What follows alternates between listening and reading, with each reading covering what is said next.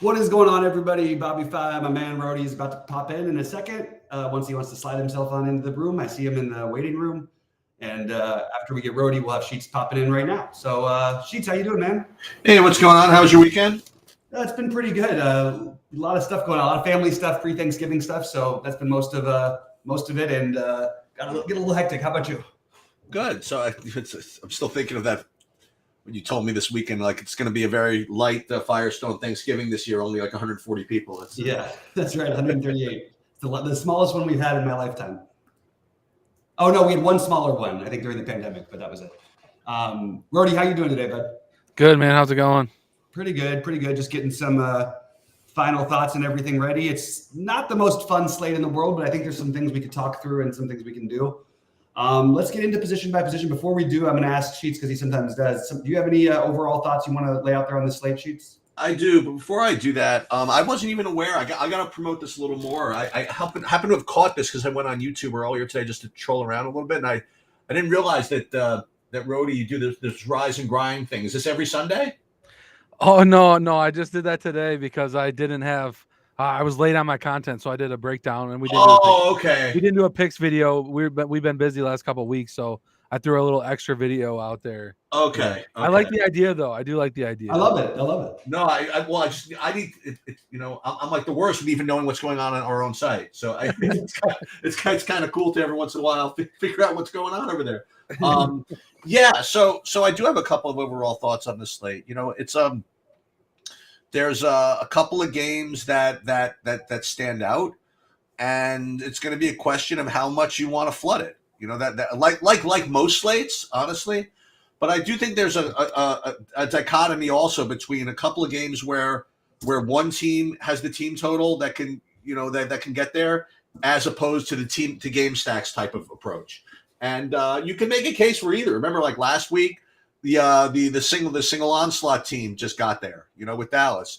This week, maybe you'd want to go to the to the game stack approach, and there's enough value out there where you could. Well, if you run whatever types of lineup builds you run, you can get like 3x2s and like all kinds of crazy nonsense. I would say nonsense, but crazy types of approaches. And I think a lot of the sim people are going to end up doing that.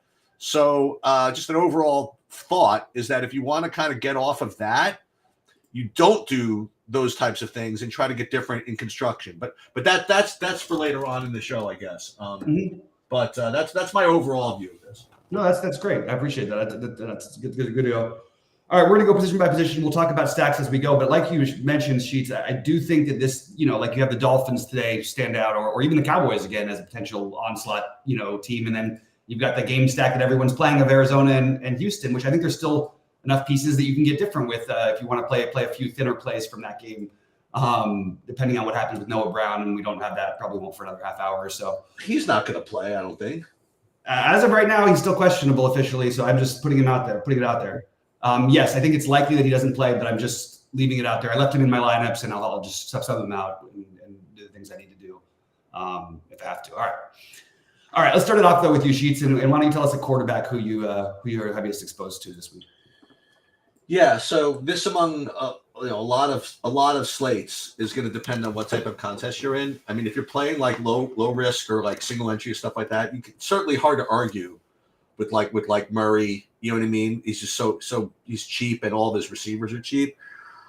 And Purdy also is cheap. I'm getting both of them, and it's weird, because you think in like big GPPs, like Purdy would be kind of tough because you don't know exactly where the production is coming from, but I'm still getting to a decent amount of it. I guess the idea is that, okay, I don't know which way it's going, but if any one of those guys gets like 2, then I think you could be in good shape. So I'm currently getting a decent amount of Purdy and Murray. And then after that, Sam Howell. And actually, I am currently a little bit under on that Arizona game just because of ownership and stuff like that. So I'm not really getting too much Stroud, but I am getting to the guy that we talked about like pretty much all week, is Justin Fields. So I'm going to be on that on Justin Fields quite a bit, and for some reason, FanDuel I got a whole bunch of them. So yeah, so that's currently where I am as my top quarterbacks. That makes a lot of sense to me. I also, I mean, I'm sort of in a similar place myself. I'll go real quick, and then we'll go to Rhodey, and then Rhodey, you can start off the running backs. I'm looking at my exposures. My highest owned quarterbacks are pretty much split between four guys: Justin Fields, Jared Goff, and then wait, who else do I have? Sorry, Justin Fields, Jared Goff, and why is this not showing my exposures anymore? Okay, I'm struggling. I have a little bit of Kyler. I have a little bit of, this is really weird. My DraftKings screen froze up, so I wanted to read my exact numbers. Oh, a little bit of, Stroud and Murray. I have a little bit of Purdy, but probably less than the field. And I'm very heavy on Sam Howell. So Sam Howell, Tua, Jared Goff, and Justin Fields are my four favorites. I am getting to Murray and Stroud as my next two. How about you, Rhodey?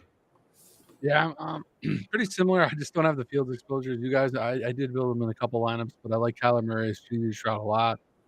Getting a little bit of Tua. Goff's my favorite quarterback of the day. I also got, I had to play a little bit of Herbert. I had to play a couple lineups of Trevor Lawrence. So those are my main, but Goff's probably my main lineup today. For some context, what are you guys playing today? Bobby, you're probably playing a full complement of everything. I actually am max entering this week in the $20. I did script. What are you playing today? To give us Rhodey, give us a context of like what you're. Some power sweeps, some wildcat, some $100 single entries, the $3 max, some Millie Maker, but not too many. But like the $3 is the one I sprinkle, like a little bit of Trevor Lawrence. Sam Howell. Yeah, is there anything? Yeah. Is there any type of exposure? It's just we're talking about quarterback. We can do stats later, but is there any guy that you're finding you're getting more in, say, power sweep or the higher buy-in stuff than you are the Millie Maker that's worth noting, or no? I'm getting a lot more Goff and Kyler, but this Kyler's chalky, so I like the Goff side of it more. I'd love to jump on that question, Sheets, because I didn't mention the wild card guys that I'm playing that I actually have, some percentage of, especially in the the lottery. Geno Smith, I have a lot of. I put a bunch of Stafford lineups in, and I think that game is interesting. And the one I built for some higher binds, I think I'm just going to spread it out a little bit more, is Jordan Love. And Rhodey, I kind of wanted to jump to your thoughts on that. It's so weird. He's been so bad, but if there was a matchup you could go nuts in, it is the Chargers. They are at home. The receiving options are incredibly cheap, and we know how to run it back with. I think the Jordan Love stacks with that San Diego game is an interesting way to go. Yeah, I definitely think that's a good idea. I like a lot of the pieces in that game this week. So, well, let's talk about that a second, because this is kind of like overall thoughts on the slate. So you have like a Houston Arizona game that's got a 46-point total that's relatively competitive, right? That's getting flooded with ownership. And then you get like the Chargers Packers, which is only a 2 points less of a total, with a closer spread that's going to get ignored, Mm-hmm. And listen, you have now Guyton is out, right, for the Chargers. So that opens up. Not forget that opens up. I mean, now Keenan Allen's even getting more, and now also, and then Donald Parham. You know what I mean? There's all kinds of stuff that you could play from that game, and it's just the relative ownership to a game like that, to say Arizona Houston, with only like a 2 point lower total. Now again, all totals don't come equally. You know what I mean? But still, and then we talked about the Packer, the Lions Bears. I mean that totals 1 point less, right? And I pretty much know where the target's going in that game. I don't know why Arizona used to be that much higher than that. And then even like the guy that you just mentioned later, you just mentioned, what's his name? Geno Smith. I mean, that last game, you got 46-point total, really close. And damn if I know where the freaking targets are coming from in that game. I mean, we're going to get there, but I think this Arizona Houston game is going to just get flooded with freaking ownership. And if you can take any kind of stand anywhere, other than that, I think you're doing well. Mm-hmm. Mm-hmm. I think it makes a lot of sense. And that's, I definitely think it's a day where you could spread out. I think that a lot of this chalky stuff, like you're sort of pointing out, I don't know that it really should be quite as chalky as it is. It's just sort of the field sort of agrees on something, and then you know how it goes. Everybody sort of steamrolls it, and it's been hard to ignore what Houston's been doing. So I get it. And Arizona with Kyler back should be more competitive, but I don't think we need to go out of our way to go as nuts with that game. And I think that definitely making some more fades there. Now, I'm not fading that game entirely in any way, but I am trying to get to maybe some lower owned pieces. Really going to just have to see how the projection. Well, I guess it's basically done with the projections. With Noah Brown out. Well, the projections are making everybody. I mean, they're all going to look good. I mean, because you have we'll get to running back in a second, but Singletary's going to get all the workload in that same game. Between Dell and the other guy in Arizona, you got Rondo Moore and Marquise Brown and Trey McBride, like the second coming of freaking Kellen Winslow, right? He's 4,400 or something like that. Mm-hmm. So I mean, the projections are going to blast this game. And I just really think that it's going to be just overblasted. Mm-hmm. It's definitely possible. It's true. All right. Well, let's start off with running backs then, Brody. Why don't you jump into who you like there? Yeah. Sorry, let me get the tab over here. Today I like running backs. Obviously, we got Eckler and CMC at the top. I like kind of paying up for some of them because I like some cheap receivers today. But you also got like some really good mid range today, like Tony Pollard at 6'6". Is he going to have that? High game today. Josh Jacobs getting a lot of work if you want to run it back in Miami. I kind of like a little bit of that. Aaron Jones is kind of my Chargers guy that I like today. 6.22K. Singletary at 5'3", I'm getting a lot of as well. Brian Robinson at 5'8" for Washington, I really like today as well. Sprinkled in a little James Conner at 5'7" in that game. One of the lower owned guys I like, a little bit lower owned, I guess, is Jerome Ford in the Cleveland game. And I'm trying to decide if I want to get any of the like Montgomery, Gibbs lineups because I really like that game. I just don't know how last time I didn't have any of the running back with Gibbs and kind of burned me. So how much Gibbs or Montgomery I want to put back in there this week. So it's kind of my debate right now. So yeah, it's a tough one. I really want to play those guys and I can't figure out how to justify it. You just got to hope that things go your way. I like the guys you mentioned. I like Ford. Ford is the one guy you mentioned that I didn't have on my list, but I might get to some of them after the show. Sheets, what do you got at running back? So I'll get just a couple of more concepts here. So there's a couple of things going on here. Number one is there are like kind of a bunch of teams that have this kind of like split workload running backs that people are going to maybe take shots on. Like Miami's got both the Mostert and the A-Shane. The Lions, as you just mentioned, they have a split workload type of guys, and you can make cases for ceilings there. But I just think that you should just go with the guys that are getting all the work. Like the Brian Robinson play. What's his name is out. It's going to be Brian Robinson. For Devin Singletary play. What's his name is out, so it's going to be him. Tony Pollard. I mean, it's a very pure type of play. You know what I mean? With Rico Dowdle out, right? I mean, it's hell. I think these are the guys you're really just supposed to play. The other two concepts is you see Josh Jacobs kind of showing up as a good point per dollar play, and there was another guy, kind of like from an underdog. You know what I mean? And do you want to play like a Josh Jacobs who's going to show up as a good point per dollar play? I mean, is he really going to get like a ceiling like in this type of environment? I don't know. You know what I mean? And I guess that's an interesting decision. I'm getting just a whole bunch of Singletary. What I'll probably end up doing, like I said, is I'll probably end up stacking like other games and maybe using Singletary as a one-off or something like that. The other guy I'm getting a good amount of that kind of fits like a good game script. Maybe he doesn't get all the work, but going back to that Packer Charger game, I think you might have mentioned whatever, but Aaron Jones, I definitely like that. Aside from that, I mean, just the guy I'm not getting much of, which is really annoying to me, is the Breece Hall. But Breece Hall is again similar type thing. Like he's a 7-point underdog, but he owns the backfield, right? So right. I don't know. I'm ending up right now with again kind of the pure type plays like Singletary getting all the work, Pollard getting all the work, Brian Robinson getting all the work. And I'm not really taking those gambles so much unlike the Gibbs timeshare or the Miami timeshare. Yeah, I sort of have the same thing. My only fear is the ceiling for those guys is so they can get there in like 2 drives because they're so explosive. That's the only thing with some of that. But I have an order of here are all my guys above 10%. In order of most owned: Singletary, Jones, Jacobs, Connor, Robinson, Darrell Henderson, McCaffrey, Eckler, Barkley, Walker. Darrell Henderson, tell me a little bit about that play. I think I'm going to probably end up with less of it. I just felt like again, that's partly why I like the Ford idea because, for the Rams, like one thing is Henderson, he's averaging like 10 fantasy points, but he hasn't had the really big, touchdown game, or sorry, the really big breaking a play yet this season. But he is getting the most of the work. You still have Freeman getting some, and I wanted exposure to that game. Also, it gives me some swappability if I want to do something later on because I have multiple players from that game in so many lineups. I have a lot of Henderson and Metcalf, which I could easily turn into Kenneth Walker and I don't know anyone from the Jets or Bills or anyone I could take it. I could go Ayuk and White or something instead. There's a lot of ways you could rework it. So I think I'm going to probably turn some of that Henderson into Ford. But I just want it's mostly because I wanted exposure to the game. That was a 5K pivot off of Singletary, and then as a guy I could play in addition to Singletary at really low ownership. That's what my thinking was.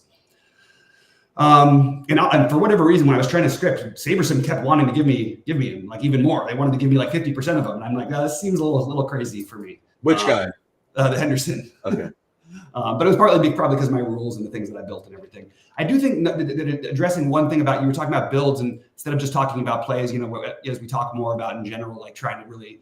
This is a very important day, I think, lineup construction wise. I don't think you should be playing running backs for the most part unless you're spending up in the flex. I just don't think that most of I have some lineups like that, but I'd say 80% of my lineups are double tight end or wide receiver in the flex. No, what? Just because of your feel of how the slate, your feel of the slate? Yeah, I don't think it's that strong of a running back slate, and I also think that the running backs are speculative that we're taking. That are going to have the guys I like. I don't feel like it wouldn't surprise me if Singletary totally had a dud. Aaron Jones, we still haven't seen the really big game out of him yet. Jacobs has the issue with the game script. So also, unless you're playing like McCaffrey, Eckler, and then somebody else, I'm probably going to mostly just stay away from the running back in the flex for the most part. All right. I agree with Kevin that I think Detroit is about the stack question, but we'll get to stacks in a little bit. I'll jump into wide receiver, started off. Another guy who Saberson really wanted to give me 100% of was Tyreek Hill.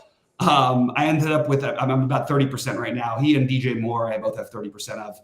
I have a ton of Rondale Moore, but I don't mind if I might switch that over to a little bit of the other side of that game and just play the low owned, what's his name?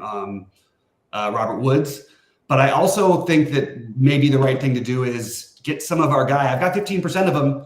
I'm taking my Jameson Williams shots again. It's just I'm going to gamble on it. So that's what I'm going to do with some of my more shares. But other than that, Tank Dell, Cooper Kupp, I have 25% of. I actually might end up with more Kupp. I love Cooper Kupp today. Terry McLaurin, Marquise Brown, who I think I want less of than I have right now. And I want to get more DK Metcalf. I've got 20% Metcalf, 20% St. Brown. I'd like to get more of both of those guys, especially with Lockett questionable.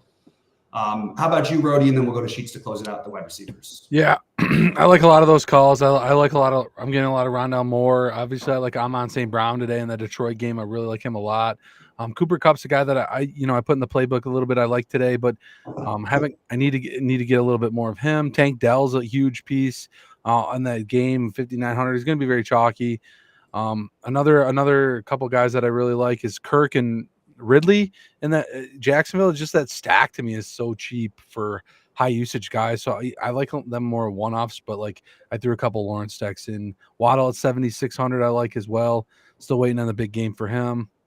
DJ Moore 5,600 is just not priced for Fields being back. I like that.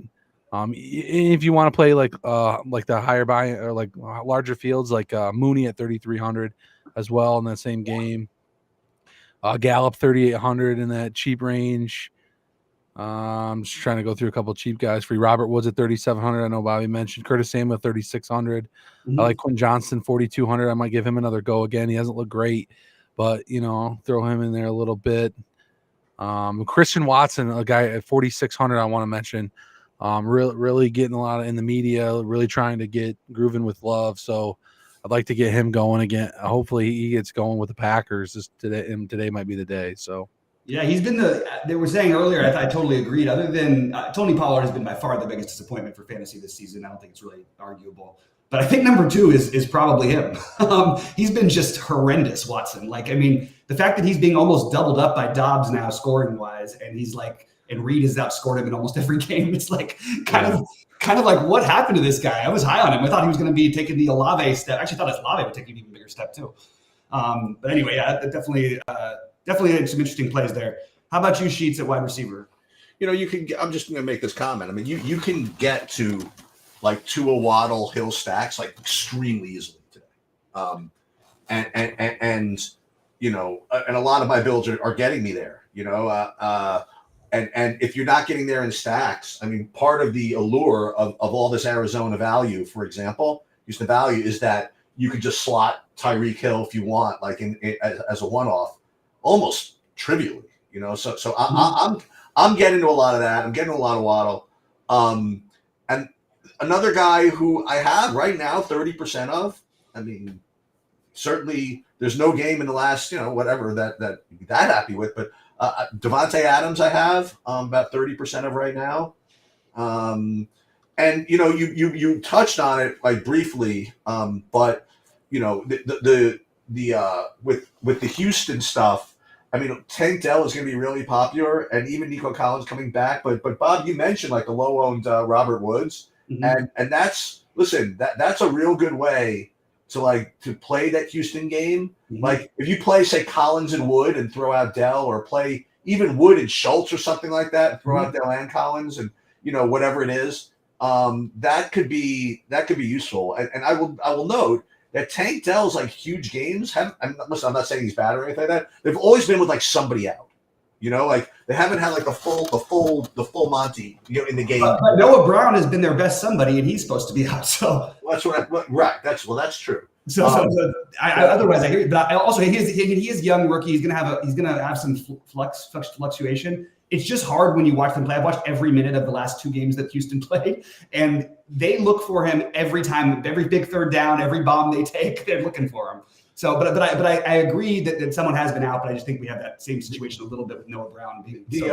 And the other guys, again, I'll go back to this. I'm going to build some, like I'm going to intentionally force in like some game stack rules, like just try to get to game stacks. And this Cooper Kupp guy, he's still apparently pretty good at football. Yeah, and it's a big enough spread, and it's a close spread. It's a big enough total, and it's a close spread. And we talked about this earlier in the week. These games between these teams can go a lot of different ways, and it's a late game, which I like because you can screw around with that. And I know who's on the other side of this game too. So I think both Kupp and Nacua, I'm gonna a decent amount of them in kind of all over the place, actually. Hey, let me make a comment on that Kupp Geno game. I know this might not matter, but if you look up the weather in that game, there's like a 20-mile-an-hour wind. I know it's a roofed game, but it's usually from one direction. So this now wind is from the actual direction where the sides are open. So there's actually a 20-mile-an-hour wind that might be going through the dome or the roof.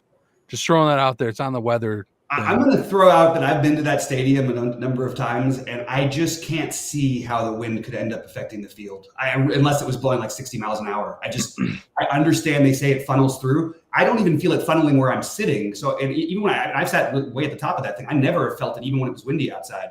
It's just, but they're saying the wind direction is very rare to be blowing. For it to be coming this way. Why the ends? It usually blows at the side. How they design the stadium. That's interesting. Just a very interesting. It is interesting because I really like that game, actually. And I actually think, though, that wind with guys like Kupp and Nacua, I actually think that benefits them, doesn't hurt them. And I wouldn't say this should not play the game. I was just giving out a little thing that I've been picking up. Roth has it as a weather guy, put it in there as well. So if you guys want to check that out on the weather report. So if you guys are on I hope that keeps the ownership low. I know we're all in on the Kupp play. I like the Kupp play. I just go, you know what I mean? Like Kupp's gonna catch like a 5-yard crossing route and break 4 tackles and score. And his price is still good. I think he's underpriced. So I want to touch on Poker X Factor. I'm guessing that's Scott. How you doing, Scott?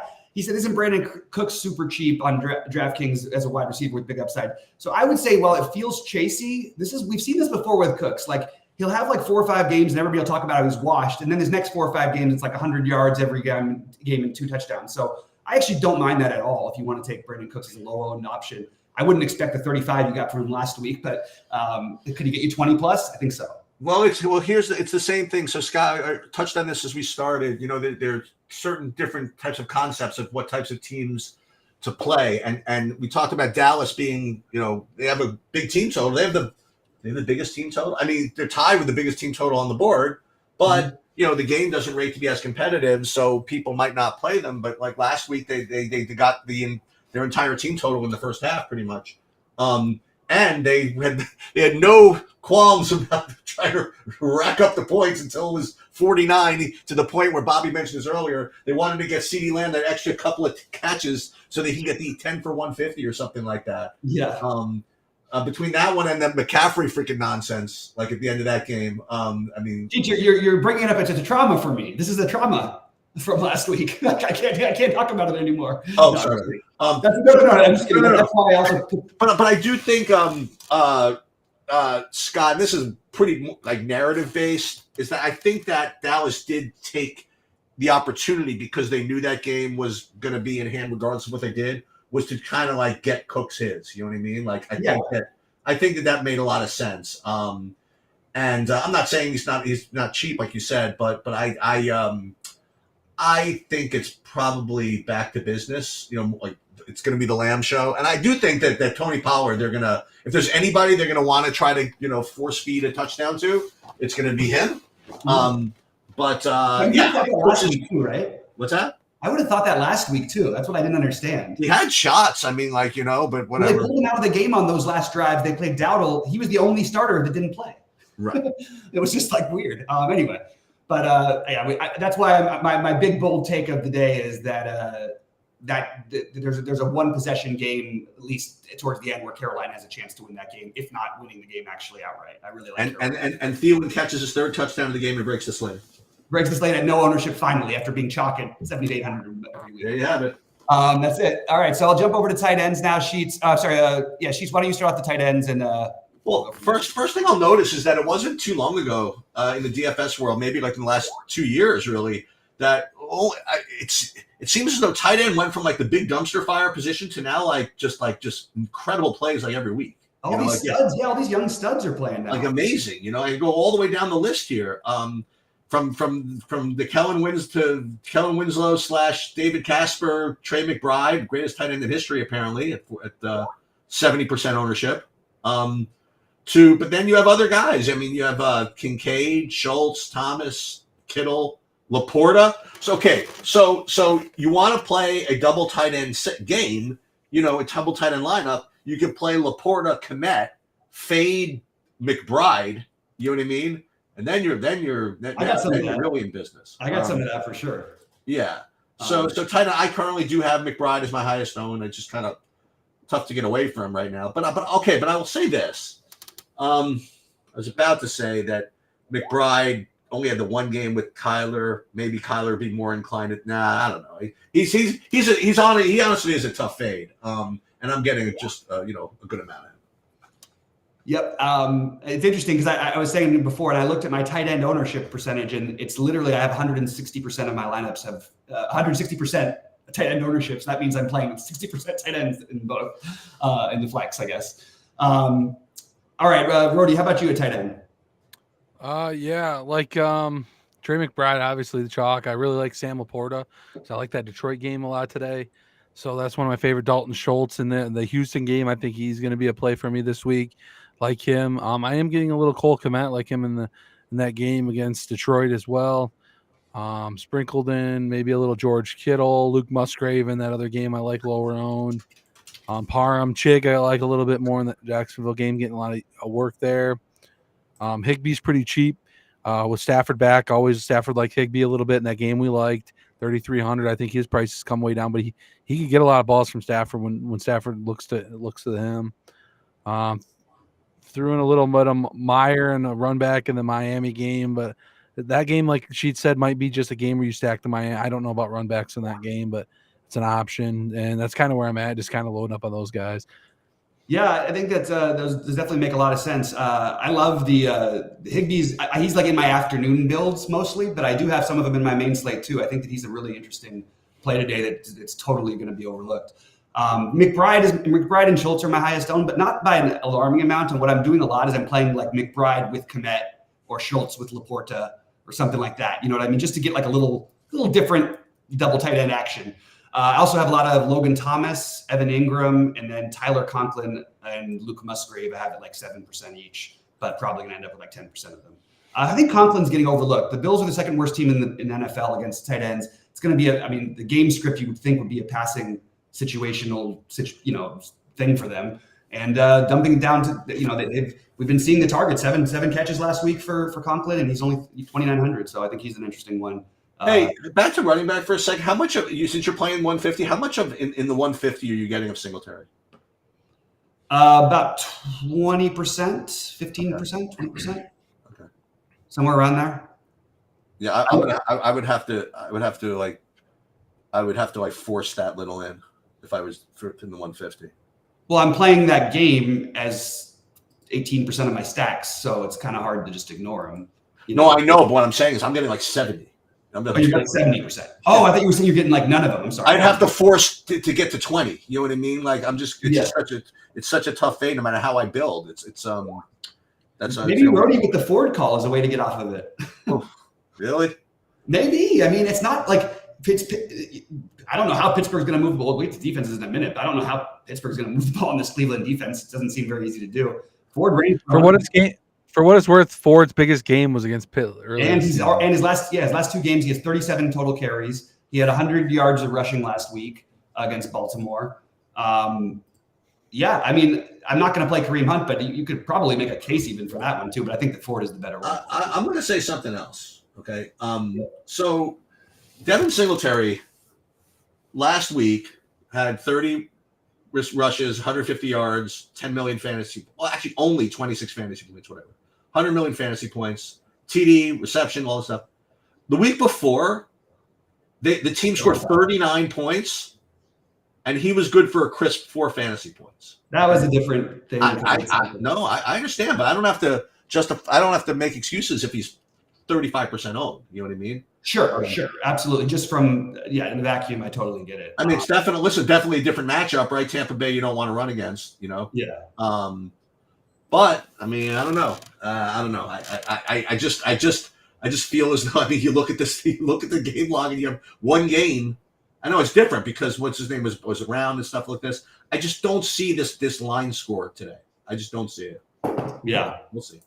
Yeah, we'll see. All right, let's talk about some defenses. I'll jump in on this one. My favorite defense today is the Browns, but they're expensive. I have a lot of the Jets because they're cheap. I have a lot of the Panthers. I'm going anti-Cowboys here today. At 2,200, I'm playing the Panthers, then Steelers, then Packers, then Dolphins, Texans, Rams, Jaguars. That's pretty much my list. How about you, Sheets? And then we'll go to Rody. So my usual thing is I don't like to play more than 20%, I guess, of defenses. The one I'm currently getting more than 20% of, which I'm going to pare back a little bit, but it's not much. I'm getting 23% right now of Miami. I could pare that back if I feel like I like that.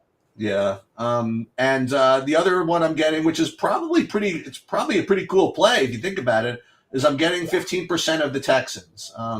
Considering how old Arizona is going to be, it seems to make sense to me. That makes perfect sense, and I wish I would have thought of it first. I'm going to get some Texans for sure. And then the ultra obvious, I'm getting 13%. It's expensive, but the Commanders seems to be streaming against the Giants. Seems to be a good thing to do. The only thing I would say, again, it's the same thing I said about Dallas defense last week. Although the sacks just kept coming, is that the Giants they're not going to have him like swinging the ball all over the fields. That's right. I don't see like a lot of pick six upside. A lot of dump offs to Barkley. We didn't really talk about him too much, but a lot of dump offs to Barkley. Put him in a position where he can do some stuff, and it doesn't seem like the type of in-game environment for a $3,600 defense to win the Millie Maker. Let's put it that way.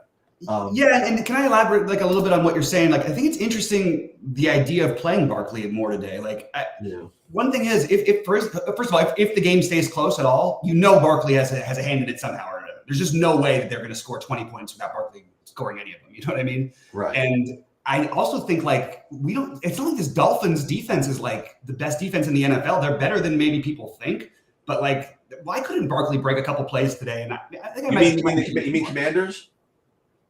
I'm sorry. Yes, I mean the Commanders. Excuse me. You're talking about Barkley. I know.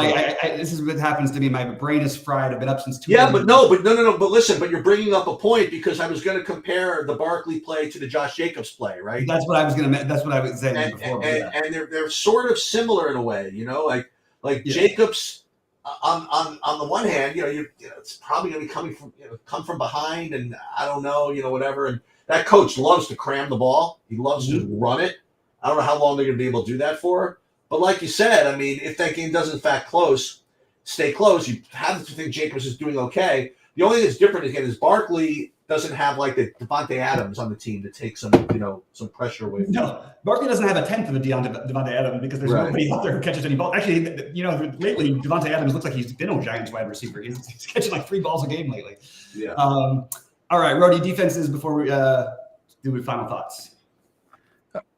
Yeah, I like the Dolphins, like you guys mentioned. Jets is one I'm actually getting a little bit of at 2.6. Obviously, you can play Panthers at 2.2 if you want. It's the cheapest defense we got. But one of those mid-range defense I think is probably better. Dolphins. I like Sheets' call with Houston. I like that a lot.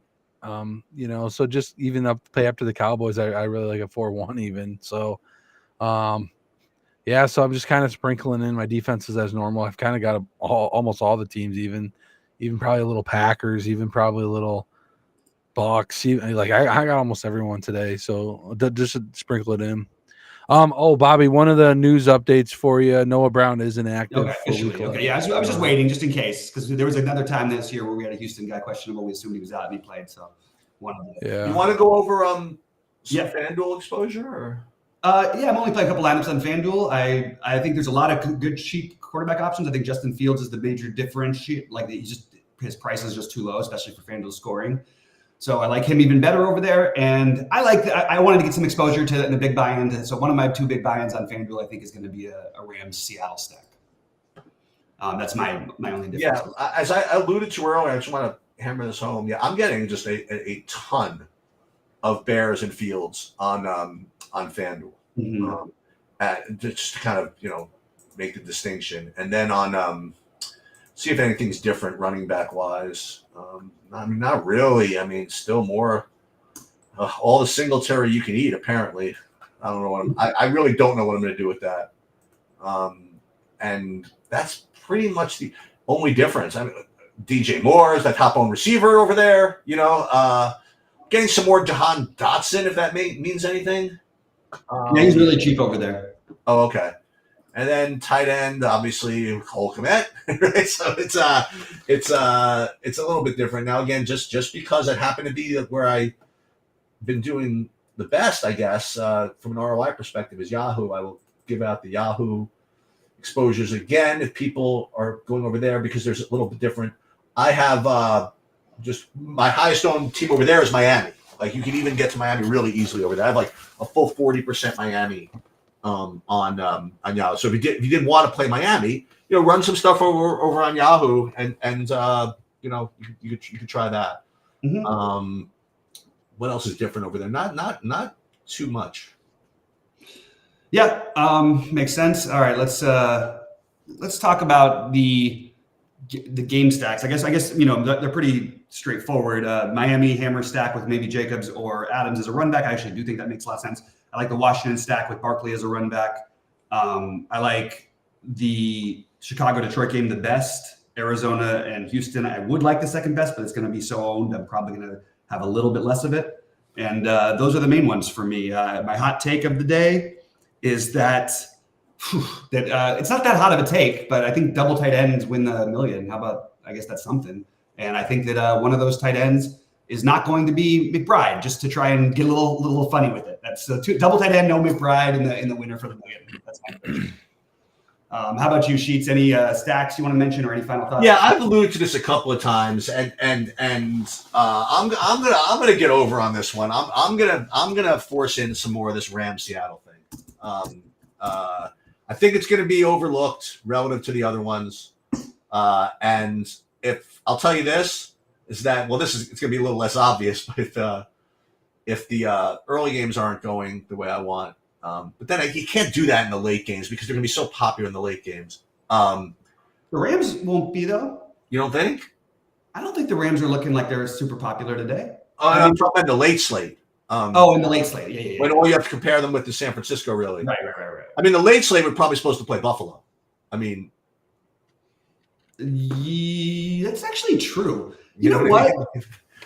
I just hope that they just wake up out of their funk somehow. It's like, yeah, I mean, maybe that's not a bad idea. Like, there's all these things on this slate and all this and that. I almost forgot Buffalo was on the slate. Right, right. Which means no one's going to play them. It's kind of weird. So, okay, you know what? Maybe I'll throw in a Buffalo stack because I could see that happening. Yeah, I think I should too because Josh Allen's like one of the higher scoring quarterbacks for fantasy purposes. Yeah, easily. I mean, one thing he doesn't run the ball as much this year, but still, like. And not only that, you can listen. I'll tell you, but Diggs gets very mad. You know, what's that? When things aren't going his way, he could basically demand three touchdown looks or he quits. You know what I mean? Like it's impossible. And if you felt like it, I mean, like the Jets, like you totally know where it's going. You know, between Paul and Wilson. So I don't know, something to do. Yep. All right, Rody, final thoughts, and then take us out of here. I don't know. Good luck today. I like the games that I'm on today, like some dome games. Obviously, we're targeting, so just sticking with those this week. Just try to find those pieces that get different that we talked about. We had a lot of good picks on the show. I don't have a hot take for the day. I totally forgot. Well, the Buffalo one from Sheets. I'll piggyback on Sheets' Buffalo. Like, yeah. So listen, no, I like that. Diggs only 4% owned, stuff like that. So they're like that game sex very low. Let me make a couple of announcements before he actually takes us out of here. So there's a whole bunch of other sports that are going today. I will let you guys know that I am posting sheets for all of it. Like I'm going to post sheets for both NBA slates and the NHL slate. And obviously the the showdown slate later. The showdown slate is Denver, Minnesota. There's a lot of nonsense you could play in that game, which is just right up my alley. And if I'm around again, like I'd love for us to have like a good sweat to get on there. You know what I mean? Like if something is going well, maybe we hop on like 7 and we can talk about it and talk about our stuff and maybe do some showdown stuff. But we'll see how that goes. But overall, I think listen, it's a full 11-game slate. There's no Germany game, you know. Mm-hmm. And you want my hot take? I think I guess it's not even so much of a hot take, but I'm saying that Cup goes for 40 fantasy points. I love this. I love that call. I would take the cut. I would bet the cut overs all day today if I could just easily do it. Let's try. All right, Rody, take us out of here, buddy. I did come up with a hot take. I think Laporta has a big game this week. That's my guy. Okay. And